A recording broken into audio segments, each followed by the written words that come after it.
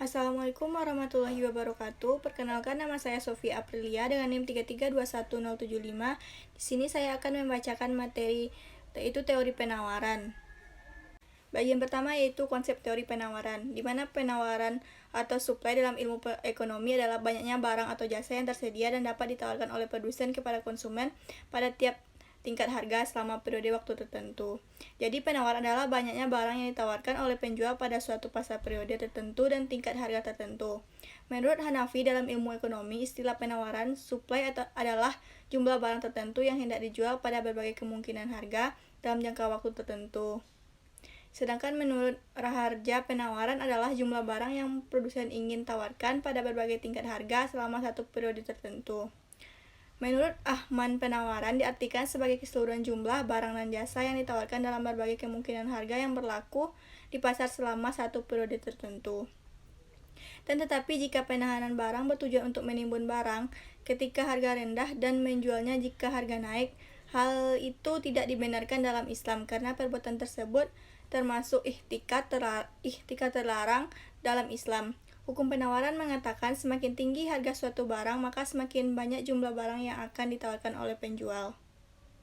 Begitu sebaliknya, semakin rendah harga suatu barang, semakin sedikit jumlah barang yang ditawarkan. Yang B yaitu hukum penawaran, di mana di sini hukum penawaran menunjukkan keterkaitan antara jumlah barang yang ditawarkan dengan tingkat harga. Hukum penawaran adalah semakin tinggi harga, semakin banyak jumlah barang yang tersedia ditawarkan. Begitu juga sebaliknya, semakin rendah tingkat harga, semakin sedikit jumlah barang yang tersedia atau ditawarkan. Hukum penawaran berlaku apabila faktor lain yang mempengaruhi penawaran tidak berubah, atau ceteris paribus. Hukum penawaran barang atau jasa bisa juga didefinisikan sebagai berikut. Yang pertama, hubungan antara jumlah barang yang ditawarkan atau jumlah penawaran atau quantity supply dengan harga barang adalah hubungan searah.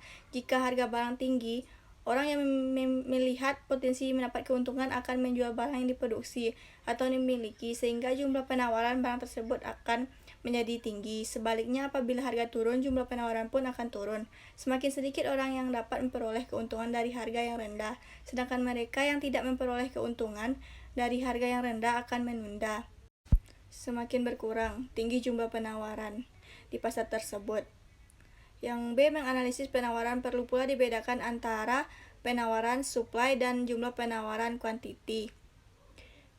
Secara ringkas, perubahan pada harga barang atau jasa mengakibatkan perubahan pada jumlah penawaran barang atau jasa tersebut. Yang C, perubahan pada variabel lain akan mengakibatkan perubahan jasa barang tersebut.